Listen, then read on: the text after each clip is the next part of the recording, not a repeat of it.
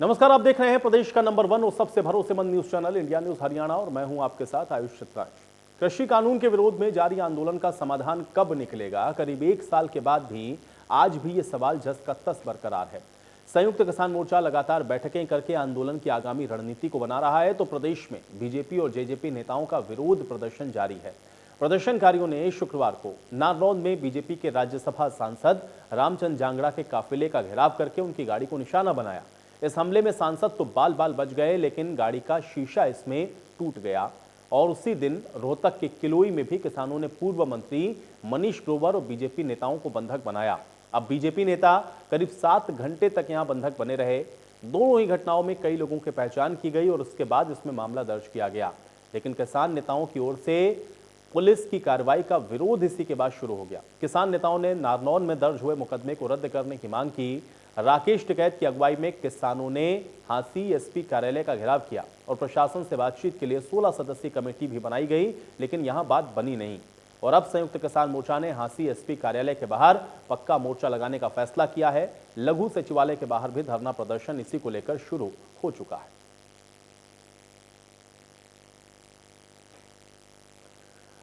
तो नारनौल में प्रदर्शनकारियों ने जो मुकदमे दर्ज किए गए उनको हटाने की, उनको रद्द करने की मांग की गई और अब एसपी कार्यालय के बाहर पक्का मोर्चा लगाया जाएगा, क्योंकि जो बातचीत थी वो विफल रही है। जो कमेटी बनाई गई बातचीत के लिए, उसके साथ भी इसका कोई समाधान नहीं निकला और इसी तरह से लघु सचिवालय के बाहर भी विरोध प्रदर्शन किया जाएगा।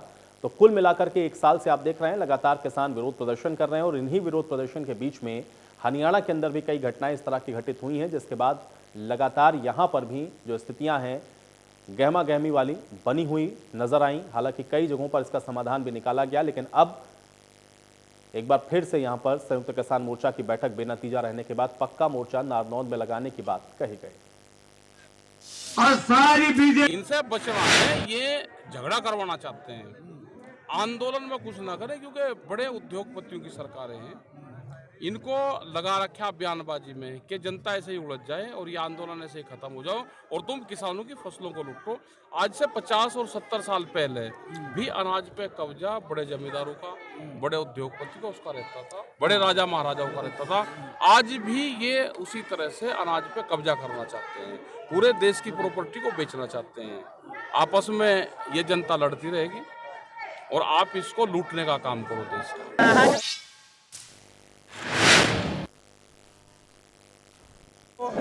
माना नहीं और तीनों पे कोई जो है सहमति नहीं हुई तो वापस आ गए। और जो अभी यही है कि यहीं जो टेंट लगेगा और धरना यहाँ शांतिपूर्वक चलता रहेगा। खाने पीने की, नहाने धोने की व्यवस्था यहीं पे होगी। और जो कल संयुक्त किसान मोर्चा की मीटिंग है बॉर्डर पे, उसमें ये पॉइंट रखा जाएगा और जो वहाँ अंतिम निर्णय निकल के आएगा उसके ऊपर एक्शन होगा। 16 सदस्य टीम जो अंदर गई थी बातचीत के लिए और 2 हमारी प्रमुख मांगे शुरू से ही प्रमुख मांगे रही हैं। जो एक तो रामचंद्र जांगड़ा और उसके साथियों के खिलाफ में 307 का मुकदमा दर्ज किया जावे। दूसरी जो हमारे साथियों के खिलाफ में 307 के मुकदमे दर्ज करे हैं उनको वापस लिया जाए। लेकिन वहीं मुख्यमंत्री मनोहर लाल ने भी यह कहा कि किसी को कानून हम हाथ में नहीं लेने देंगे और नारनौल घटना के दोषियों पर कार्रवाई जरूर होगी। लोगों का आंदोलन है और कुछ लोग अपनी जिद के कारण से ये सब कर रहे हैं। वो साल हो, 11 महीने हो, 12 महीने हो, उनको जो रणनीति बनानी वो बनाएंगे। हमारे कहने पर तो है नहीं, वो अपने मन से चलते हैं और जिद करके चलते हैं। अगर वो जिद को छोड़ दें तो उनकी समस्या भी हल होने में देर नहीं लगेगी। केंद्र सरकार ने उनको कई बार निमंत्रण दिया है। आज भी अगर वो जिद को छोड़ते हैं तो निश्चित रूप से आगे बढ़ेंगे। लेकिन अब कोई ऐसा विषय नहीं है जिसके कारण से और मानो उनको खुली छूट मिल जाएगी कि जो मर्जी करें। लॉ एंड ऑर्डर की स्थिति को मेंटेन रखने के लिए हम लोग हमेशा सरकार के जो हमारे कदम हैं, पग हैं, जनता को तकलीफ नहीं होनी चाहिए। किसानों के नेताओं की ओर से एक पहले वायदा किया गया था कि हम किसी प्रकार की कोई हिंसात्मक गतिविधि नहीं करेंगे, शांतिपूर्वक आंदोलन चलाएंगे। लेकिन जगह जगह पर जिस प्रकार के ये भोंडे काम करते हैं, ये उचित नहीं है किसी भी आंदोलनकारी के लिए। लेकिन सरकार कहीं भी कोई कानून को तोड़ने की बात करेगा उसके खिलाफ कार्रवाई करेगी। गृह मंत्री अनिल विज ने भी कहा कि किसान नेता समाधान नहीं चाहते। किसानों को सरकार ने अनेकों बार बातचीत के लिए बुलाया है, प्रजातंत्र में जो भी मसले होते हैं वो हमेशा बातचीत से हल होते हैं, लेकिन ये अनजान कारणों से बातचीत में शामिल नहीं होना चाहते हैं। इनके आंदोलन के पीछे क्या राजनीति है वो तो यही जानते होंगे, लेकिन ये इसका समाधान नहीं चाहते हैं।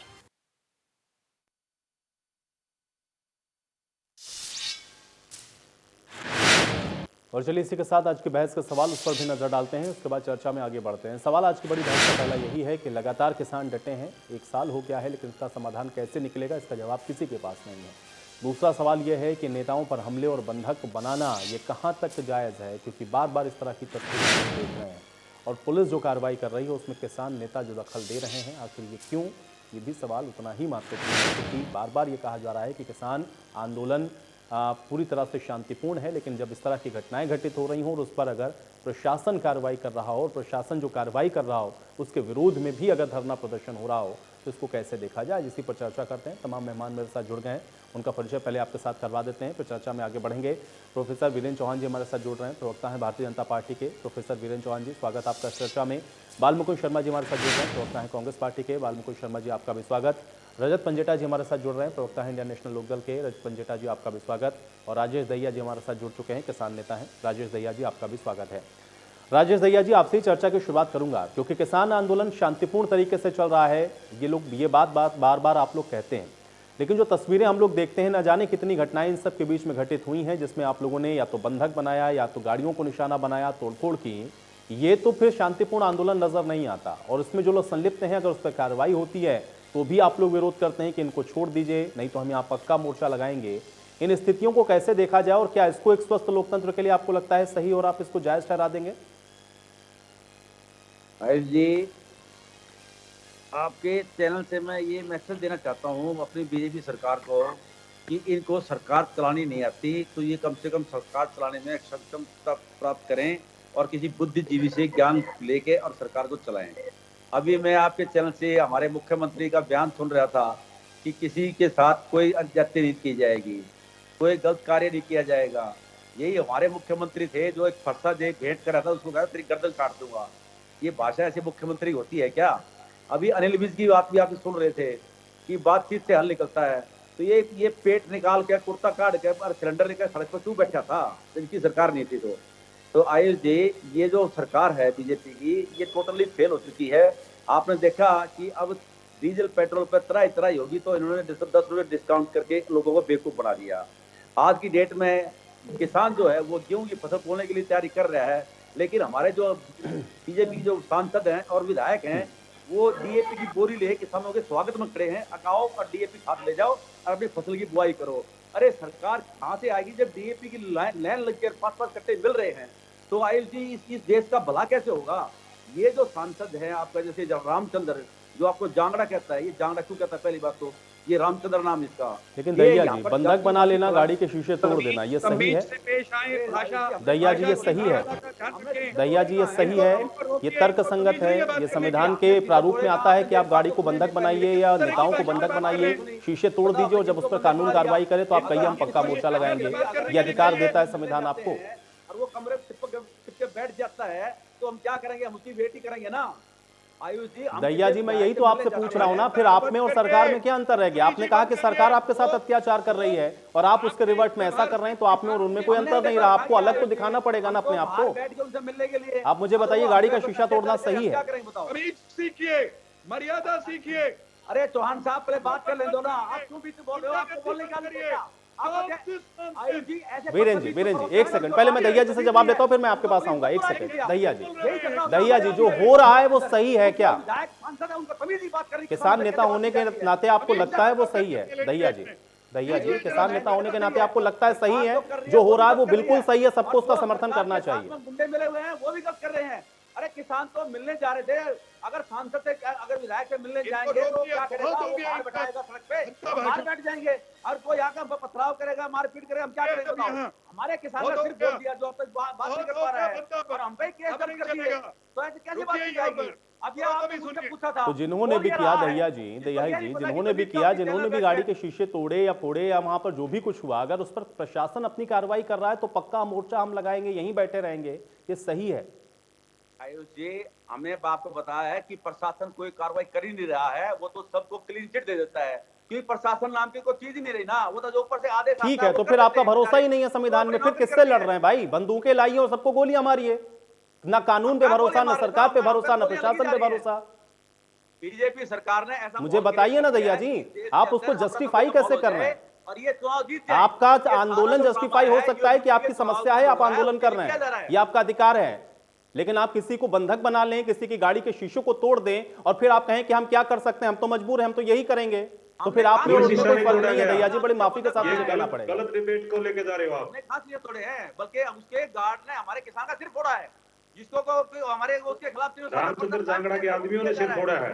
उल्टा किसान को परेशान किया जा रहा है।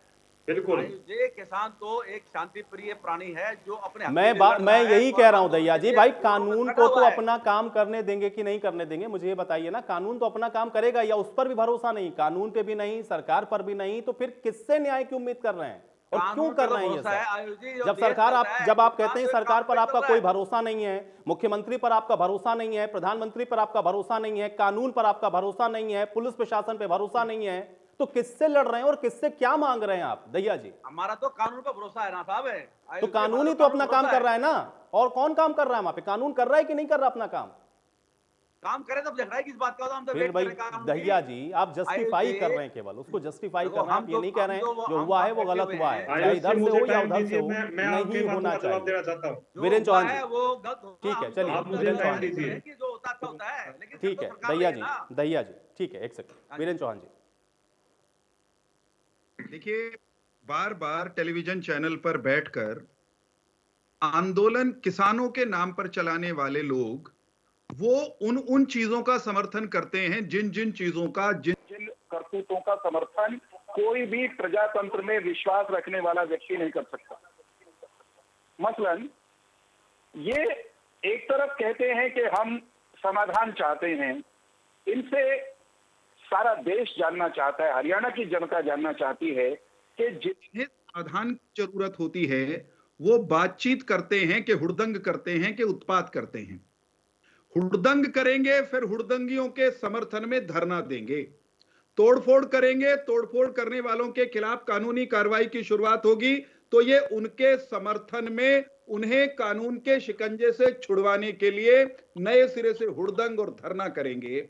राजेश जी से कोई पूछे, और कोई क्यों पूरा हरियाणा पूछना चाहता है कि साहब आप ये जो धरना दे रहे हो, कहीं हरियाणा के अलग अलग हिस्सों में आप बैठ जाते हो धरना देने, आप किसके लिए कर रहे होते हो? उनके लिए ना, जिन्होंने कानून तोड़ा, किसी की गाड़ी के शीशे तोड़े, किसी पर लाठी चलाई, उनके समर्थन में धरना देने चले गए। आप राजेश बाबू कब इस बात के लिए धरना देते दिखाई दिए कि भाई बड़े दिन से दिल्ली में केंद्र की सरकार ने आपके साथ आपकी बातचीत नहीं हुई, आओ बातचीत करते हैं, इस बात के लिए आप धरना नहीं देते, क्योंकि बातचीत में जी हमारे समाधान में आपकी रुचि हमने नहीं है। स्वागत किया था। आप ये 50,000 मुआवजा करेंगे, क्या गए 10,000 रुपए? कानून से चलेगा, संविधान से चलेगा। क्या प्रजातांत्रिक व्यवस्था में केवल अपनी बात कहनी होती है?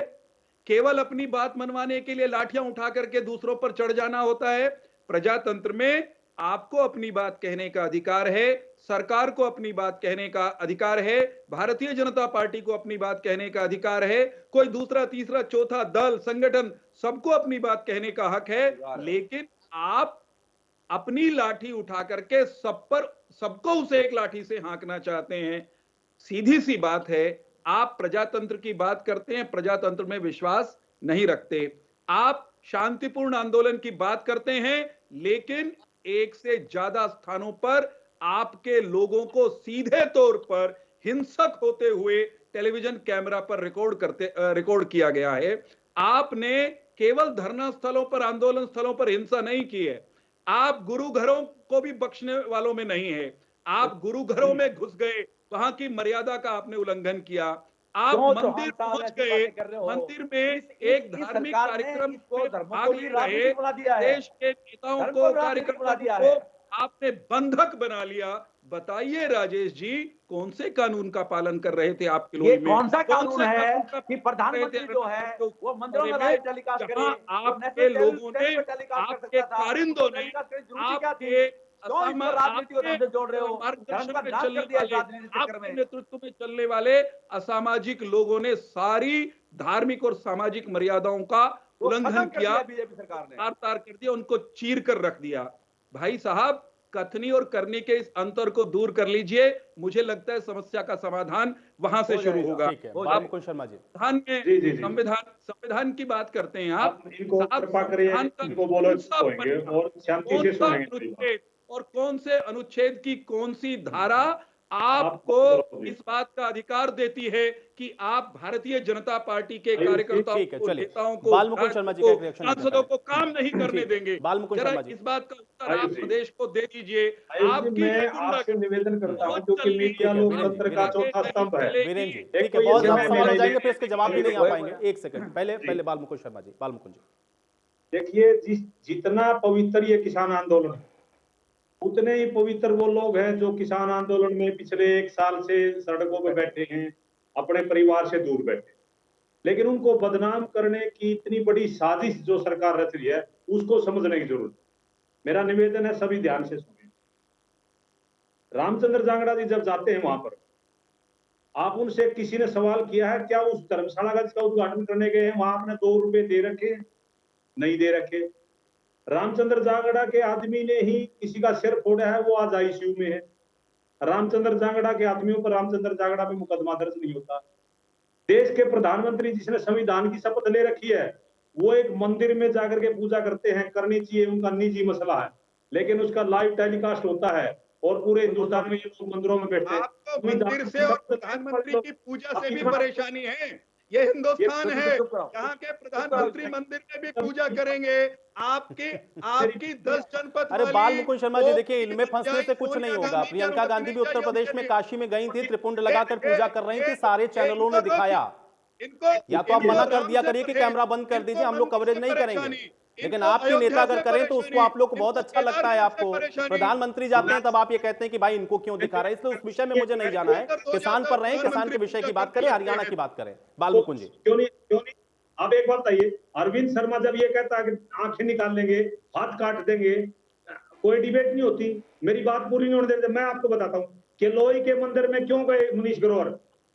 किलोई के उनके जिस वार्ड में उनका घर पड़ता वहां नहीं मंदिर था, जिस वार्ड में उनका घर पड़ता था बालमुकुंद शर्मा जी, मतलब ये कैसा तर्क हुआ भाई? कोई कहीं किसी भी मंदिर में जा सकता है, ये भी रोक लगेगी क्या कि मैं अपने मोहल्ले में अपने वार्ड वाले मंदिर में जाऊंगा, अगल बगल का कोई मंदिर वहां नहीं जाऊंगा मैं? इस सवाल का जवाब तो देके आगे बढ़िए। क्या किलोई का शिव मंदिर वो भूपेंद्र सिंह हुड्डा की या कांग्रेस की बपौती है?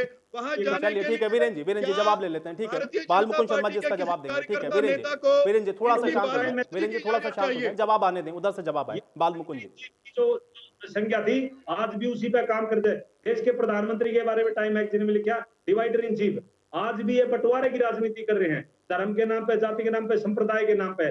उस व्यक्ति के खिलाफ जो सांसद है इनका, जो आंखें निकालने की बात करता है, हाथ काटने की बात करता है, क्या कोई डिबेट हो सकती है या नहीं हो सकती?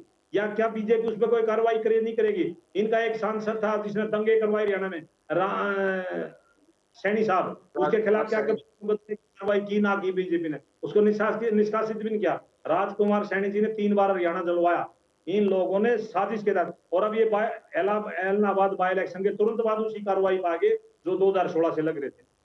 डेवलपमेंट की बात करें, सरकार का ये काम होता है क्या मंदिरों में घंटी बजाएगी? धर्म कोई अकेला अपना मुद्दा है, व्यक्तिगत है, आस्था का मुद्दा है। प्रियंका गांधी, राहुल गांधी पूजा करे तो ठीक, भारतीय जनता पार्टी के नेता मंदिर जाए तो आपको दर्द होता है। कैसी दोगली बातें करते हो पंडित जी? बात होनी चाहिए, किसान की समस्या की बात होनी चाहिए, लेकिन मंदिर तो कौन नेता नहीं जा रहा भाई, किसको रोकेंगे आप?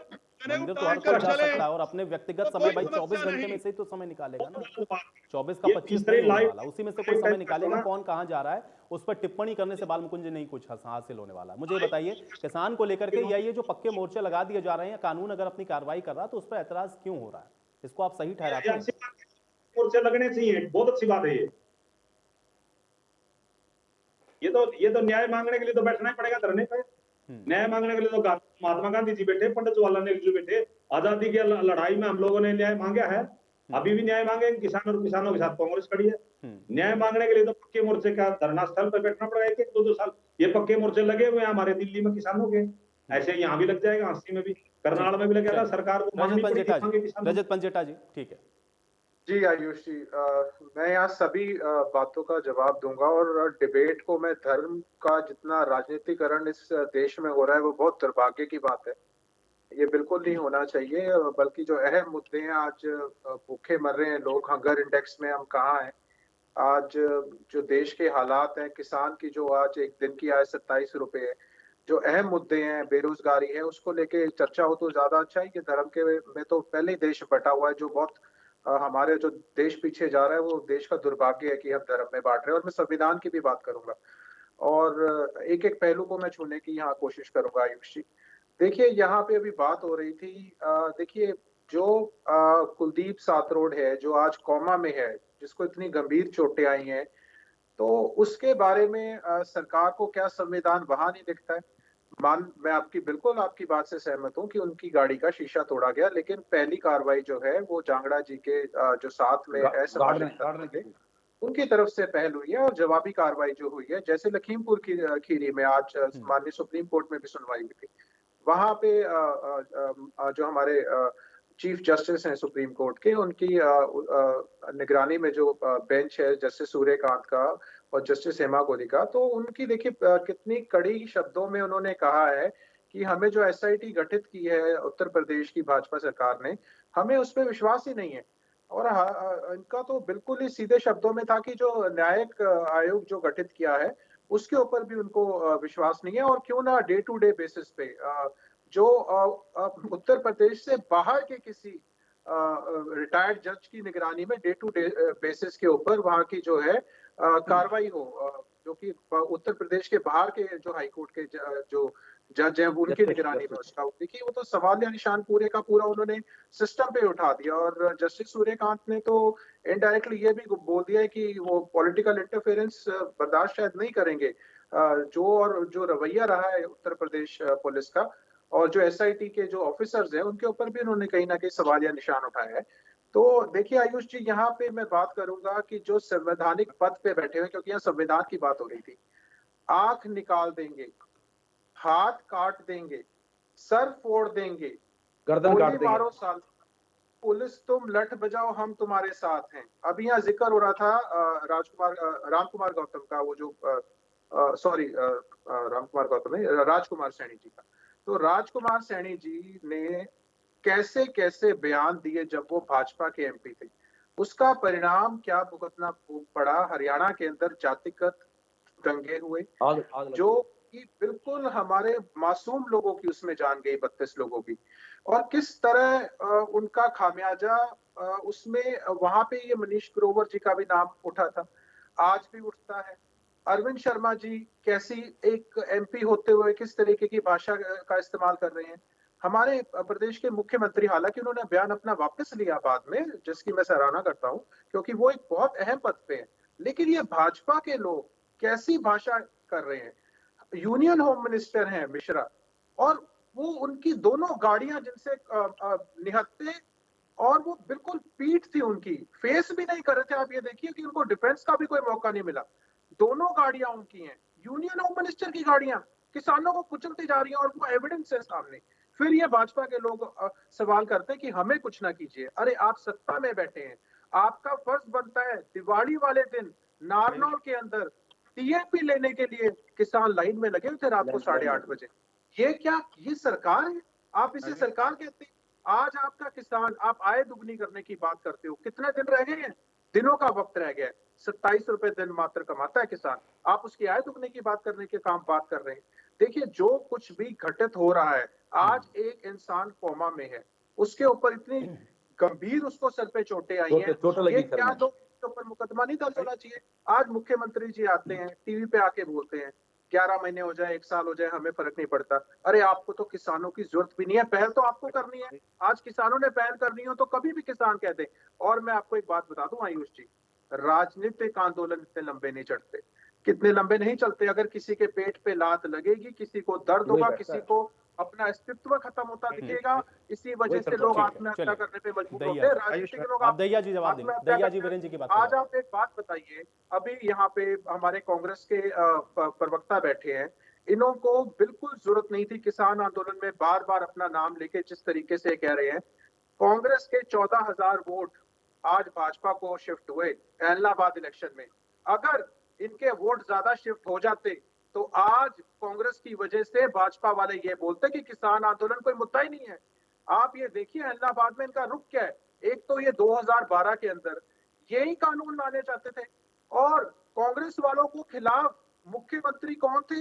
मोदी जी। उनकी अध्यक्षता में और भी मुख्यमंत्री थे जिन्होंने कानूनी गारंटी एमएसपी की मांग की थी उस वक्त।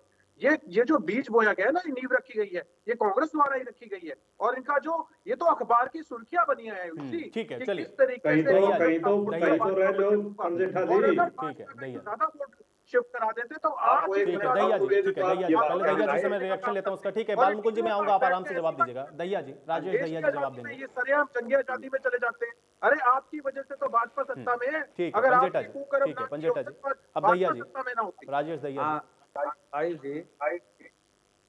आयुष जी, हमारे जो एनडीए के प्रवक्ता ने जो बातें बताई हैं, ये बातें हमारे बीजेपी के प्रवक्ता को गहराई से सोचनी चाहिए, क्योंकि इन्होंने सारी बातें स्पष्ट तौर पर बता दी हैं कि सिर किसका फूटा है और सिर फोड़ा किसने है। अरे गाड़ी के शीशे तो रास्ते चलते चलते इनको पत्थर फेंकते तो टूट जाता है। राजेश जी, जो आदमी किसान का सिर टूट जाता है, सभी होता है, उसकी मदद करने बदले वो आंसर लगाते हैं। आयुष जी, आज का जो माहौल इन्होंने बीजेपी सरकार ने बना रखा है कि किसान कभी डीएपी की लाइन में लग रहा है, कभी गैस की लाइन में लग रहा है, कभी डीजल के लिए मारामारी कर रहा है, और वो अपने अस्तित्व को बचाने के लिए सड़कों में बैठा हुआ 1 साल से। कौन आदमी अपने घर से बैठ सकता है?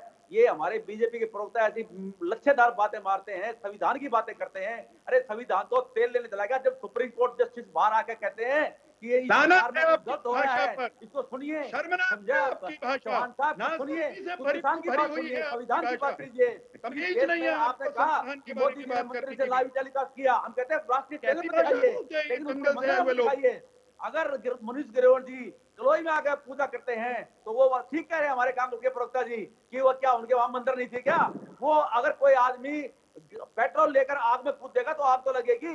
ये किसानों को प्रोवोक करना चाहते हैं कि यहाँ पर दंगे हों, यहाँ पे लड़ाई झगड़े हों, यहाँ पे आग जली हो और यूपी में इनकी सरकार बन जाए। सिर्फ बीजेपी सरकार का एक मकसद है कि वो इस देश को कभी धार्मिक माहौल में बांट दे, कभी जाट नॉन जाट में बांट दे, कभी किसान नॉन किसान में बांट दे और आपस में लड़ा के सत्ता हासिल करना बात है। जैसे कि हमारे आईएलडी के प्रवक्ता ने बताया कि कैसे कांग्रेस की वोटें ट्रांसफर करके ये एमएलए बन चुके होते। अगर मान ले किसान वहां पर इकट्ठे नहीं होते तो ये इनका एक विधायक और बन गया होता। तो आयुष जी, मैं ये कहता हूँ किसान बिल्कुल निर्दोष है, वो बेचारा मायूस है, शरीफ है, वक्त का सताया हुआ है और गरीब की मार ऐसी होती है कि वो जितना भी बड़ा शासक हो, चाहे वो अकबर रहा हो, चाहे औरंगजेब रहा हो, उसका साम्राज्य भी खत्म हो जाता है। ये मोदी साम्राज्य कोई साम्राज्य नहीं है। तो आयुष जी, हमारी बीजेपी की प्रवक्ता से प्रार्थना है कि यहाँ पर आए तो कम से कम किसान का दुख तो बांट लें कि हमारे जख्मों पे मल्लम न लगा के नमक छड़े का काम करते हैं, वो ऐसा काम ना करे और संविधान की भाषा ना बोले। क्योंकि इस हमारे देश के अंदर जब प्रधानमंत्री ऐसी भाषा बोलता है, मुख्यमंत्री गला काट देता है और ये हमारे जो एमपी बोल रहे हैं कि आंखें फोड़ देंगे, सिंह कहता है कि लट मारो। अरे चौहान साहब, यहाँ तो समझो किसान शरीफ है, शांति प्रिय है। चलिए ठीक है, वीरेंद्र जी जवाब देंगे। ठीक है दैया जी, दैया जी। आयुष जी, मेरी रिक्वेस्ट है कि इस देश को बचाने के लिए ये अपना योगदान दें और जो ये आजादी हमारे युवाओं ने अपने खून बहाए थे, इस आजादी को लिया था, तो उसको बरकरार रखने के लिए ये कम से कम हमारे साथ वो अत्याचार ना करें जिससे कि हमें अपना खून बहाना पड़े। हम सड़कों में बैठे 1 साल से तरस खाओ, हम आपसे उम्मीद लगाते हैं कि आप हमें कब बुलाओगे वार्ता के लिए। मुख्यमंत्री आए थे, हमने उनको उनका स्वागत किया, उनको आने दिया। उन्होंने ये कहा था कि 50,000 समाधान निकल जाए तो बहुत अच्छी बात है भाई, हम सब उम्मीदें कर रहे हैं कि बातचीत के जरिए कुछ हल तो निकले, हल निकलना चाहिए। ठीक है, चलिए अब देखिए रिपीट हो रहा है। दैया जी मैं जवाब ले लेता हूं। दैया जी जवाब, काम तो पटवारी कर देता, हमारा डीजी तो बढ़िया था, वो रिपोर्ट भेज देता, दैया जी जवाब जाकर अनाउंसमेंट कर देता। यहाँ पे क्यों ड्रामा किया राजनीति? ठीक है, ठीक, हमने उसका फिर स्वागत किया। चौहान जी जवाब देंगे। ठीक है दैया जी, ठीक है, देखिए मैंने समय दे दिया दैया जी, वार्ता करने के लिए। दैया जी ठीक, चौहान जी। राजेश दहिया ठीक वैसी भाषा बोलते हैं जैसी भाषा का इस्तेमाल आंदोलनकारी किसान के नाम पर आंदोलन जीवी करते हैं। राजेश दहिया को शर्म नहीं आई आपकी डिबेट में बैठकर यह बोलते हुए कि संविधान गया तेल लेने। तो आप बात ऐसे कर रहे हो संविधान की? देखिए छोटा नहीं आपने भद्दी भाषा, जब एक सांसद ये कहता है कि आंखें निकाल लूंगा, हाथ तोड़ दूंगा, तो संविधान की बात करता है। संविधान कहाँ रह गया? उस सांसद पर क्या किया संविधान ने? कौन उस पर कार्रवाई की? एक मुख्यमंत्री कहता है मैं गर्दन काट दूंगा, वो संविधान की बात करते हैं। संविधान को नहीं मानते, शर्म करो, समझा? अदालत को नहीं मानते, ये देश की संसद द्वारा बहुमत से कानून सम्मत तरीके से बनाए गए 3 कानूनों को नहीं मानते। ये क्या क्या नहीं मानते और बताता हूं। देश की अदालत ने कहा कि ये जो 3 कृषि कानून है इनके ऑपरेशन पर हम रोक लगाते हैं, ये अभी लागू नहीं होंगे। कृषि कानून, नए कृषि कानून, उनके ऑपरेशन पर रोक है, लेकिन ये इस बात को भी नहीं मानते कि वो कानून इस समय लागू नहीं है। ये धरना देंगे, ये हल्ला करेंगे, ये सरकार को काम करने नहीं देंगे, ये विधायकों को काम करने नहीं देंगे, ये सांसदों को काम करने नहीं देंगे, ये मुख्यमंत्री के काम में बाधा डालने की कोशिश करेंगे। संविधान नहीं मानेंगे, संसद नहीं मानेंगे, अदालत नहीं मानेंगे, मनमानी करेंगे। ये इनका काम करने का अंदाज है। गजब के लोग हैं। कांग्रेस के प्रवक्ता कहते हैं कि किलोई के मंदिर में क्यों गए मनीष ग्रोवर या भारतीय जनता पार्टी के दूसरे नेता पूजा करने? अब किस मंदिर में जाकर के हम पूजा करें, इसका लाइसेंस भी हमको इनकी वेटिकन की पूजा करने वाली सोनिया गांधी जी से लेना पड़ेगा। भारत का संविधान, वहां प्रत्येक नागरिक को अपनी मर्जी के स्थान पर अपनी मर्जी के धर्म, मत, संप्रदाय का अनुपालन करने का अधिकार है। कौन कहां पूजा करे वो मुझे न राजेश दहिया से लाइसेंस लेना है या अनुमति लेनी है, ना मुझे भूपेंद्र सिंह हुड्डा से एनओसी चाहिए किलोई के मंदिर में पूजा करने के लिए। भद्दे कौन है, गुंडागर्दी कौन कर रहे हैं? भगवान के स्थान पर, महादेव के मंदिर में एक धार्मिक कार्यक्रम में अपने प्रदेश के नेतागण आए हुए हैं। गांव में बाहर से कोई आता है तो वैसे भी आदर किया जाता है अपने यहां। साधारण हरियाणवी कभी भी बाहर से आए हुए किसी व्यक्ति का निरादर नहीं करता। वे कौन भद्दे लोग थे, वे कौन गुंडागर्दी करने वाले लोग थे जिन्होंने कानून को धत्ता बताकर, मंदिर की मर्यादा को ताक पर रखकर हमारे कार्यकर्ताओं, नेताओं को बंधक बनाया। हम बंधक बनाया कहकर के चुप हो रहे। कानून इसमें भी टूटा है, कार्रवाई होगी, लेकिन वहां किस किस तरह की भद्दी, घिनौनी, गाली गलौज की भाषा का इस्तेमाल किया गया है। राजेश दहिया और बाल मुकुंद शर्मा टेलीविजन पर बैठकर उसका बचाव करते हैं और खुद को कहते हैं कि हम किसान की बात करने आए हैं। हरियाणा का कोई सच्चा किसान किसी के पूजा करने के काम में बाधा नहीं डाल सकता, और कम से कम गाली गलौज की भाषा तो कोई भी अच्छा हरियाणवी, शिष्ट हरियाणवी इस्तेमाल नहीं करेगा साहब। लेकिन आप तो गर्दन काटने की बात करते हो, आंखें निकालने की बात करते हो, आप तो आंखें निकालने की बात करते हो। चलाने वालों के समर्थक हैं। अच्छा, बाल मुकुंद जी तो और गजब के कंफ्यूज हैं आज। हे पंडित बाल मुकुंद शर्मा, जब प्रियंका गांधी देवी की अर्चना आराधना करती हैं तो बड़े इतराते हैं आप, ट्वीट पे ट्वीट, ट्वीट पे ट्वीट। जब राहुल गांधी कुर्ते के ऊपर जनेऊ दिखाते हुए और अपना फर्जी गोत्र बताते हुए, फर्जी गोत्र का ऐलान करते हुए वोट के लिए घूमते हैं तो आप चौड़े होते हैं, राजी होते हैं। और प्रधानमंत्री नरेंद्र मोदी अगर केदारनाथ मंदिर में पूजा अर्चना करें तो आपके पेट में मरोड़ उठते हैं। मैं ये कहने के लिए बैठा हूं प्रधानमंत्री को किसी वेटिकन की आराधक सोनिया गांधी और उनकी पार्टी की पूजा करनी चाहिए, लेकिन लाइव टेलीकास्ट केदारनाथ में दर्शन नहीं करना चाहिए। वहां तो कैमरा भी वर्जित है। करने के लिए केदारनाथ के पुजारी ने कहा कि कैमरा वर्जित है। कम से कम वहां के पुजारी ने कहा कि कैमरा वर्जित है। ध्यान रखिए, आप बताइए, जवाब दीजिए इस बात पे। इस बात को गांठ बांध लीजिएगा। वहां के पुजारी ने कहा कि कैमरा वर्जित है। आप वो भी सोचिए बालमुकुंद जी, आपके कार्यक्रमों में आपके विरोधी इसी तरह का खलल डालने लग जाएं, राजनीति कर लोगे क्या? कर लोगे क्या राजनीति? क्यों आकर के मैदान में राजनीति का जवाब राजनीति से नहीं देते, गुंडाई से क्यों देते हो? असल बात आयुष भाई ये है कि कांग्रेस के पास मुद्दे बचे नहीं। इनके नेता मैदान में आकर राजनीतिक बातों का राजनीतिक जवाब दे नहीं सकते, इसलिए कभी किसी गुरनाम सिंह चढ़ूनी को आगे करते हैं, कभी कुछ गुंडों को आगे करके उनसे हल्ला कराते हैं, बालमुकुंद जी इसका जवाब फिर उनको पीछे खड़े होकर के कवरिंग फायर देते हैं। मेरा आरोप है ये पहले मसला है किसी व्यक्ति का। मैं देश के प्रधानमंत्री का स्वागत करता हूँ, मेरे प्रधानमंत्री हैं वो। आइए मैदान में चर्चा कीजिए, आपने किसान के लिए क्या किया और हमने किसान के लिए क्या किया। 2-2 रुपए के चेक आते थे, 2-2 रुपए के चेक हरियाणा में आते थे। हमने नहीं ठीक है, देखिए वीरेंद्र जी, इसीलिए आप सत्ता में हैं, लेकिन अभी जो परिस्थितियां उससे भी आपको ही बाहर निकालना है, क्योंकि सत्ता में तो आप ही हैं। बालमुकुंद निकलेंगे, लेकिन इनको बेनकाब करेंगे कि ये जिस तरह की राजनीति कर रहे हैं, मंदिर में पूजा करें तो इनको आपत्ति, धर्मशाला में जाएं तो इनको आपत्ति, पौड़ी में जाएं तो इनको आपत्ति। राजनीति कर लो भाई, हमारा राजनीतिक विरोध करो।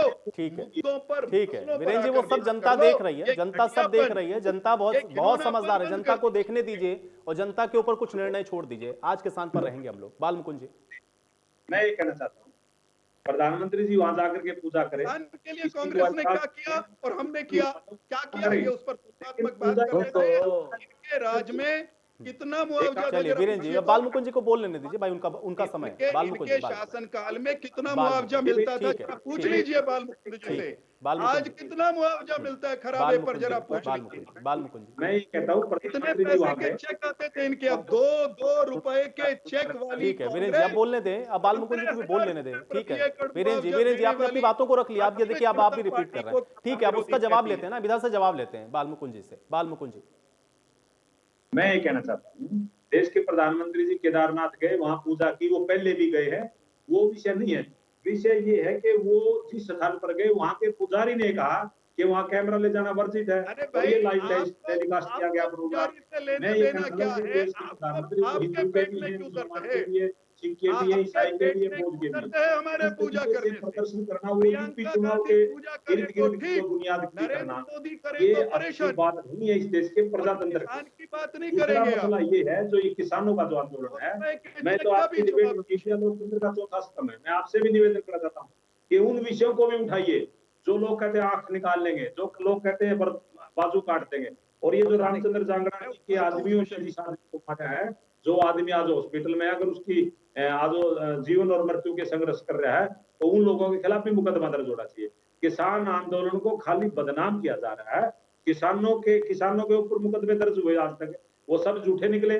पुलिस मुकदमे दर्ज कर देती है, प्रशासन को वापस लेने पड़ते हैं क्योंकि वो झूठे मुकदमे हैं। आज तक जितने मुकदमे दर्ज हुए सारे क्यों वापस लिए गए? क्योंकि किसान सच्चे हैं, सरकार झूठी है।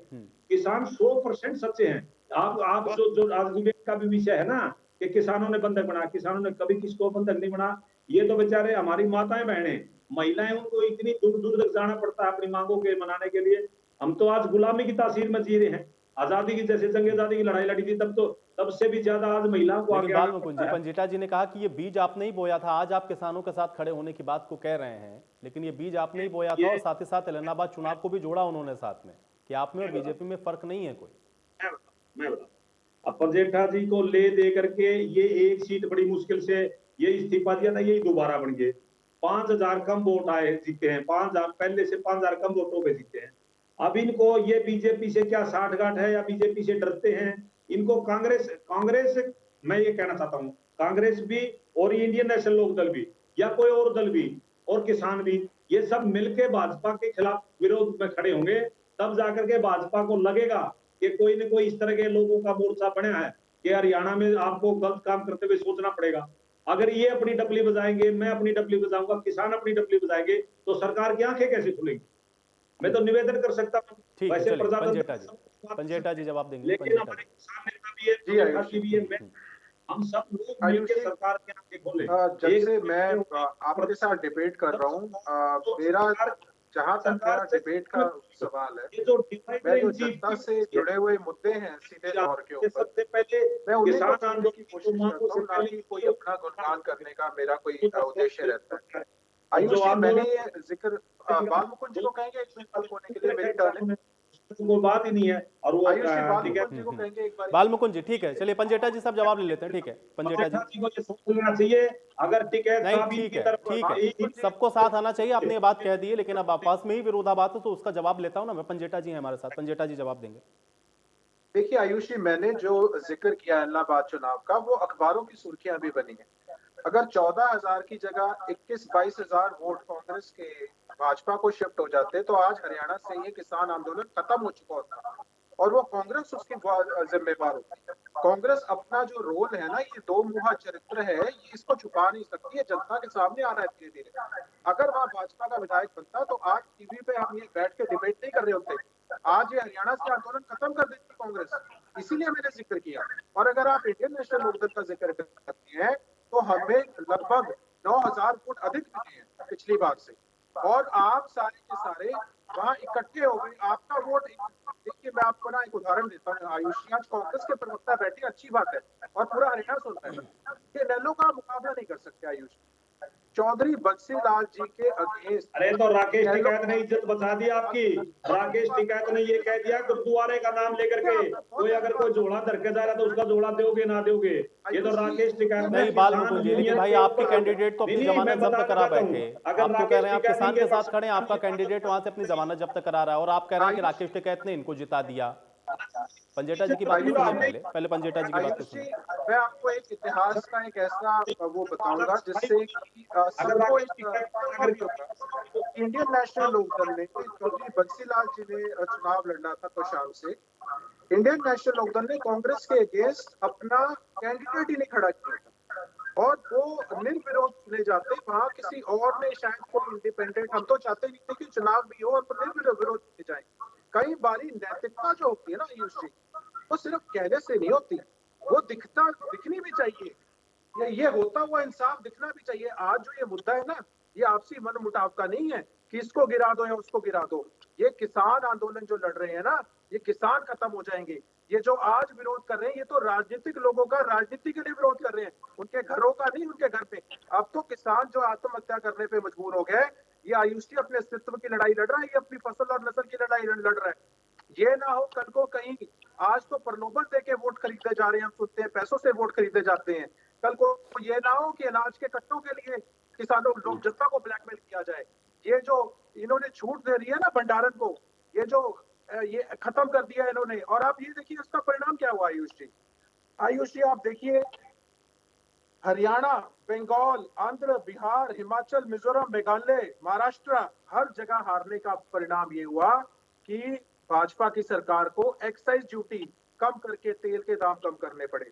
अरे क्यों, पहले क्यों नहीं कम हो रहे थे ये? पहले तो आप बोलते थे हमारे हाथ में तेल के दाम नहीं है, हम नहीं कम कर सकते। आज आप ठीक है पंजेटा जी, और इसलिए जरूरी है कि इस तरह के मुद्दे उठते रहें ताकि जब सरकार भी है इस तरह के विषयों को सोचती रहे, कंसीडर करती रहे, जैसी बात आपने कही है। बहरहाल मेरे पास समय नहीं, आप लोगों का बहुत शुक्रिया, आप लोगों ने समय निकाला, चर्चा का हिस्सा बने। हालांकि हरियाणा के अंदर इस समय जो स्थितियां बनी हैं उससे कैसे सरकार निपटेगी और इसका आगे क्या निर्णय निकलेगा इसके लिए इंतजार करिए। लेकिन हाँ, जो स्थितियां बन रही हैं उसका समाधान निकलना बहुत जरूरी भी है। आज बड़ी बहस में मेरे साथ फिलहाल इतना है।